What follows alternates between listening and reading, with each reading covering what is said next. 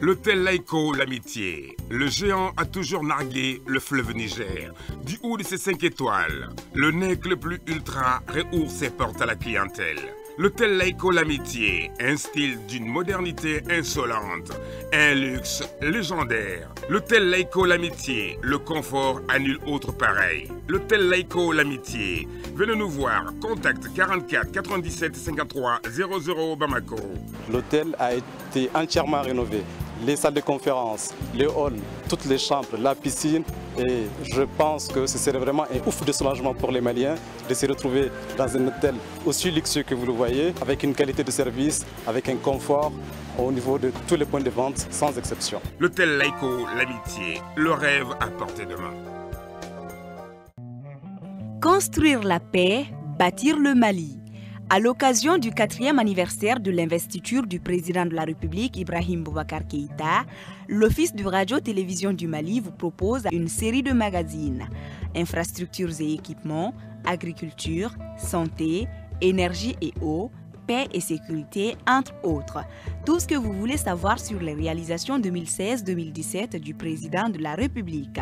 Ce sera sur l'ORTM tous les soirs après le journal en Bamanan.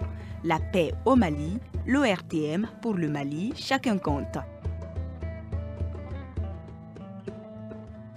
Bonsoir mesdames, bonsoir messieurs. 4e et dernier numéro de notre série d'émissions spéciales consacrée aux 4 ans de l'investiture du président de la République Ibrahim Boubacar Keïta après le secteur social et culturel, le secteur infrastructure et production, le secteur souveraineté, place aujourd'hui au secteur macroéconomie et finances avec une économie malienne résolument engagée sur la voie de la croissance, une économie qui se classe désormais 3e de la zone 8 mois avec un taux de croissance estimé à 5,3% pour l'année en cours. Quelles sont les réformes en cours pour rendre cette économie plus performante? À qui profite la croissance retrouvée? Comment rendre aujourd'hui le pays plus attrayant pour les investisseurs? Qu'est-ce qui est fait pour développer l'industrie? Quel apport des mines au bien-être des Maliens? Que pèse le Mali dans le commerce sous-régional et mondial? Et quelle place pour l'économie numérique et la communication dans tout cela? Voilà bien de questions que nous poserons au Dr Boubou Cissé, le ministre coordinateur du secteur macroéconomie et finances. C'est l'invité principal de ce 4e numéro de notre série d'entretiens avec les membres du gouvernement selon les secteurs de coordination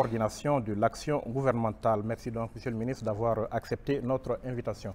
À vos côtés, pour vous accompagner dans cette émission et apporter des éclairages si nécessaires, le ministre des Mines, le ministre de la Promotion, de l'Investissement et du secteur privé, le ministre du Commerce, le ministre du Développement industriel, le ministre de l'Économie numérique et de la Communication. À noter aussi la présence ici du ministre de l'Aménagement du territoire et de la population, du ministre du Désenclavement et de l'équipement, tous chefs du département du secteur macroéconomie et finances. Merci donc, messieurs les ministres, de votre présence. Et pour vous interroger, monsieur le ministre, moi-même, Yaya Konaté, je suis de l'ORTM et Mam Diarra Diop de la radio de la mission des Nations Unies au Mali, Mikado FM, Ataher Alidou Mohamed de Africable Télévision. Chers confrères, bienvenue.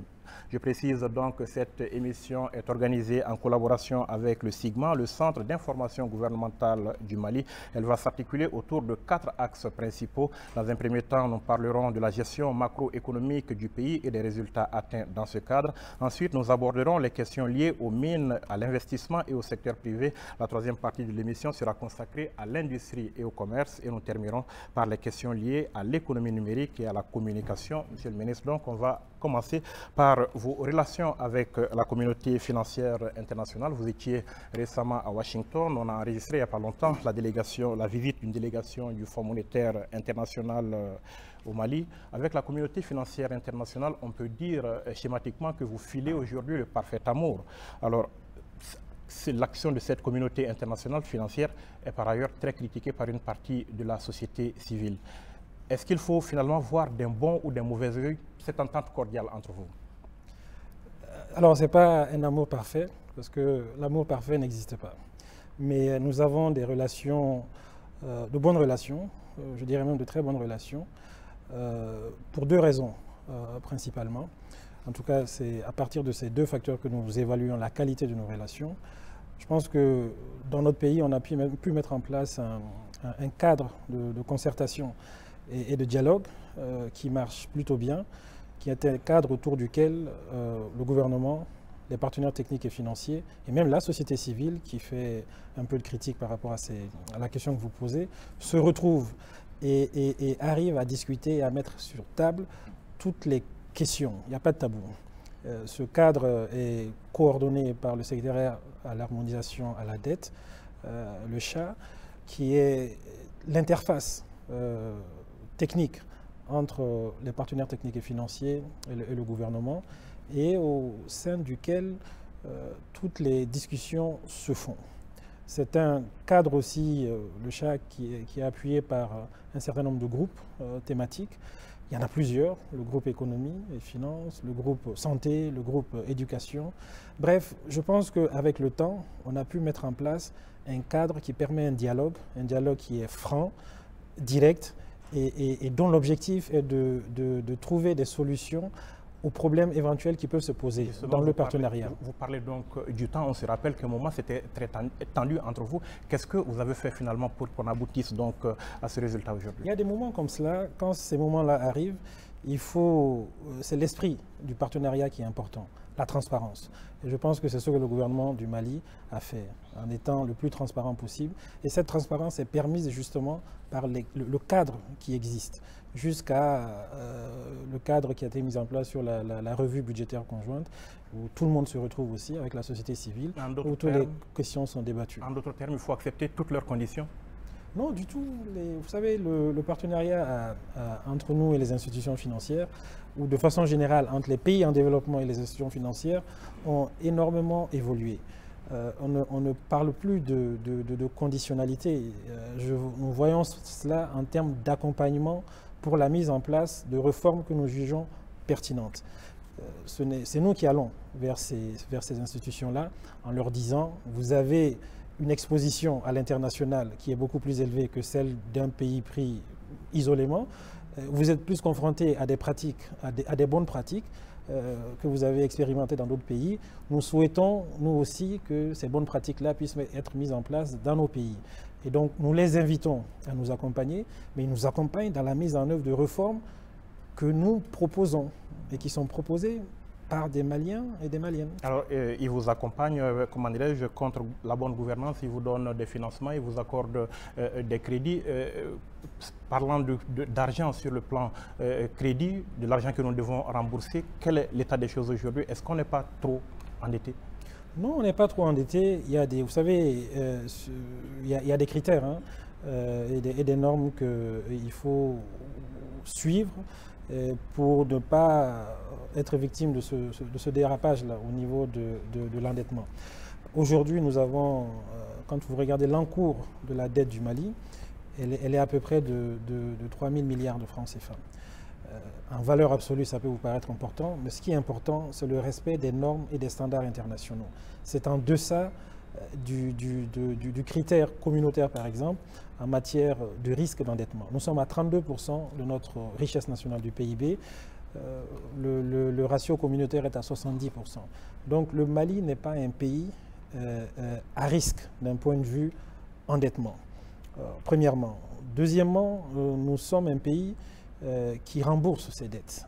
Quand vous regardez le remboursement, le service de la dette, en matière de remboursement du service de la dette, nous n'avons jamais observé un retard. Donc nous sommes un bon emprunteur comme nous sommes aussi un bon prêteur. Alors, Monsieur le ministre... Un bon rembourseur, pardon. D'accord. Monsieur le ministre, je vais vous proposer qu'on suive un petit reportage sur la gestion macroéconomique du pays. C'est un extrait donc des magazines que nous avons réalisé dans le cadre des 4 ans de l'investiture du président de la République, Ibrahim Boubacar Keïta, une réalisation de Sidiki Dambélé, et puis on va revenir sur ce plateau. Une économie soutenue dans un environnement fragile, ce n'est pas toujours évident, mais voilà schématiser les cadres macroéconomiques du Mali en cette année 2017. La recette, ou si vous voulez, les recettes de cette prouesse se résument à une gestion rigoureuse des finances publiques et une bonne gouvernance économique. Les caisses de l'État se portent relativement bien, dans le sens où les efforts qui sont fournis par nos services d'assiette, que ce soit la Direction générale des impôts, la Direction générale de la douane, la Direction des domaines et du cadastre, mais également le Trésor, fonctionnent bien. Ces efforts de recouvrement des recettes font que ces différents services arrivent à réaliser les objectifs de mobilisation de recettes qu'on leur a fixés. Ce sont ces recettes qui alimentent les comptes de l'État. Et vous pourriez constater que les choses se passent relativement bien. Si la croissance économique se maintient et reste même robuste, c'est parce que les douanes, les impôts, les trésors, les budgets ont engagé des réformes courageuses sous la houlette du département des tutelles. Je voudrais rappeler qu'en 2013, la Direction générale des douanes a mobilisé pour le compte du Trésor public 337,8 milliards de francs CFA. Et que ce montant, comparé à notre réalisation en 2016, nous avons connu une augmentation de 117 milliards par rapport à la période de référence 2013, puisque nous avons mobilisé pour le compte du Trésor public 525,6 milliards de francs CFA. Au 31 décembre 2013, les recettes réalisées par la Direction générale des impôts se chiffraient à 469 milliards. Au 31 décembre 2016, nous sommes à 722 milliards, soit un accroissement de 253 milliards. À l'Assemblée nationale, les députés n'ont pas hésité à donner leur quitus à l'exécution de la loi des finances qui dépassait pour la première fois dans l'histoire du Mali le cap des 10 000 milliards de francs CFA. Parlez, Monsieur le ministre, donc concrètement de la gestion macroéconomique du pays. On va commencer par ce taux de croissance, cette croissance. Mme Diarra Diop, une question. Merci Yaya. Monsieur le ministre, l'économie malienne a souvent été qualifiée d'économie résiliente qui a résisté à la crise avec un taux de croissance autour de 5,3%. Comment se porte aujourd'hui cette économie? Est-ce qu'on peut dire qu'elle devient performante dans la sous-région? Je dirais qu'elle se porte relativement bien. Déjà, en comparaison au classement que vous aviez donné, nous appartenons à 2 zones communautaires. Dans une de ces zones communautaires qui est l'UEMOA, nous sommes quand même la 3e économie sur 8. Nous sommes dans la CEDEAO, 15 pays, nous sommes la 6e ou la 7e économie de cette zone-là. Donc, c'est lié aux performances économiques que notre pays arrive à réaliser et dans un contexte très difficile que vous venez de souligner, d'insécurité, de chocs exogènes importants qui sont des facteurs qui affectent et impactent la croissance. Malgré tout cela, nous avons pu maintenir un taux de croissance qui a toujours oscillé entre 5 et 6%. À ce niveau de taux de croissance, on parle d'un taux de croissance élevé, donc robuste, et on parle sur 3-4 ans, ça commence à être un taux de croissance qui est même durable. Et donc, c'est parce que aussi, avec les réformes qui sont engagées et le respect des engagements communautaires que nous avons, sur lesquels nous nous sommes engagés, en termes de pacte de stabilité, pacte de convergence, etc., tout cela réunis font que certains indicateurs macroéconomiques sur lesquels les évaluateurs se basent, qui peuvent être l'inflation, le déficit budgétaire, la dette, etc. Nous sommes arrivés à réaliser des performances qui sont plutôt reconnues comme étant extrêmement positifs aujourd'hui. Alors il y a d'une part, c'est vrai, la croissance, le taux de croissance, mais il y a aussi d'autre part la distribution des richesses. Est-ce que ce taux de croissance, il reflète aujourd'hui le niveau de vie des Maliens? Alors c'est là le défi pour nous. Il est clair, ça fait 3-4 ans que nous réalisons des taux qui sont suffisamment élevés, mais en même temps, la population se plaint. Et pas nécessairement ne pas ressentir, mais en tout cas, la pauvreté, elle est là. Et ce qu'on n'a pas réussi à faire, c'est de faire réduire la pauvreté de la même ampleur. C'est une question d'amplitude. La pauvreté n'a pas été réduite de